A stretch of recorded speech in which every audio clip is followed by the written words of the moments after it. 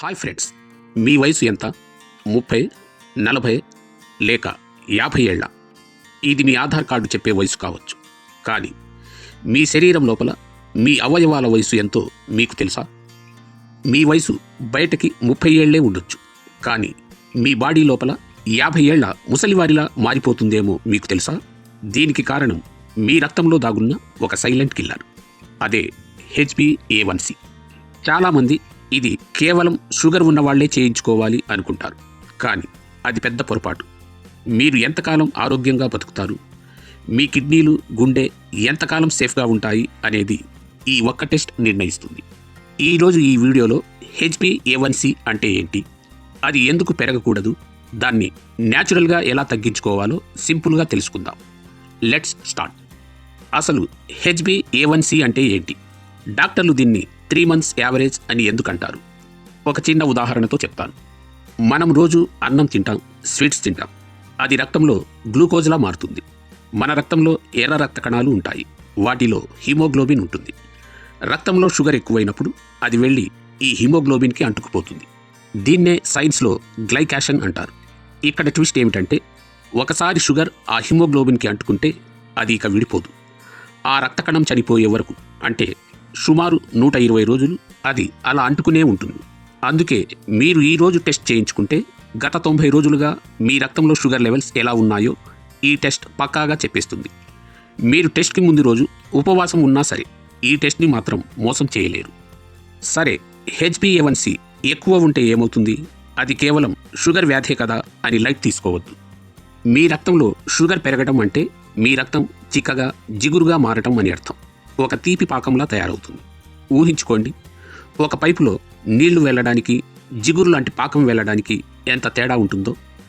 దీనివల్ల మీ బాడీలో ఏం జరుగుతుందంటే, బ్లడ్ వెసల్స్, రక్తనాళాలు గట్టిపడిపోతాయి. దీనివల్ల బీపీ పెరుగుతుంది. మీ కళ్ళు, కిడ్నీలు, గుండె లోపల ఉండే చిన్న చిన్న నరాలు డ్యామేజ్ అవుతాయి. షుగర్ కణాలు మీ ప్రోటీన్స్తో కలిసినప్పుడు ఏజెస్, అనగా అడ్వాన్స్డ్ గ్లైకేషన్ ఎండ్ ప్రొడక్ట్స్ అనే విష పదార్థాలు తయారవుతాయి.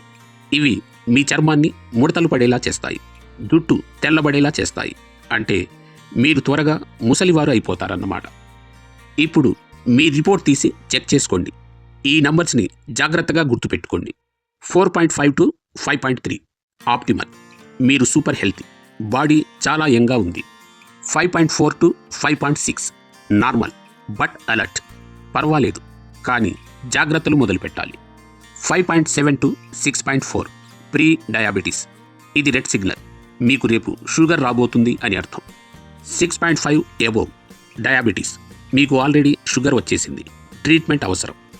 చాలామంది 6.0 వస్తే పర్లేదులే, ఇంకా షుగర్ రాలేదు కదా అని రిలాక్స్ అవుతారు. అది పెద్ద తప్పు. 5.7 దాటిందంటేనే మీ బాడీ లోపల డ్యామేజ్ మొదలైందని అర్థం. మైత్స్ అండ్ ట్రూత్స్, కొన్ని అపోహలు, నిజాలు. ఇక్కడ కొన్ని విషయాలు మీరు తెలుసుకోవాలి. నేను సన్నగా ఉన్నాను, నాకు షుగర్ రాదు అనుకోవటం, ఇది అబద్ధం. దీన్ని టోఫీ, అనగా thin out side fat inside అంటారు. మీరు బయటికి సన్నగా ఉన్నా మీ లివర్ చుట్టూ కొవ్వు ఉంటే మీ HbA1c పెరిగిపోతుంది. 2, నేను స్వీట్స్ తినను, నాకు షుగర్ రాదు అనుకోవడం. స్వీట్స్ ఒకటే కాదు ఫ్రెండ్స్, మనం తినే తెల్ల అన్నం, మైదా, బిస్కెట్స్, బ్రెడ్ ఇవన్నీ బాడీలోకి వెళ్ళాక షుగర్గానే మారతాయి. మరి దీన్ని తగ్గించడం ఎలా? మందులు లేకుండా సాధ్యమేనా? ఖచ్చితంగా. Tip number 1, 10 minutes post meal walk.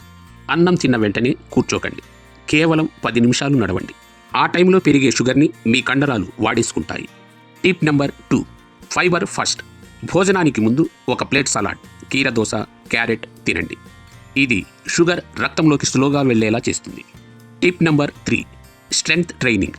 వారానికి 2 సార్లు వెయిట్స్ ఎత్తండి లేదా బాడీ వెయిట్ ఎక్సర్సైజ్ చేయండి. కండరాలు పెరిగితే షుగర్ ఆటోమేటిక్గా తగ్గుతుంది. Tip number 4, Apple cider vinegar.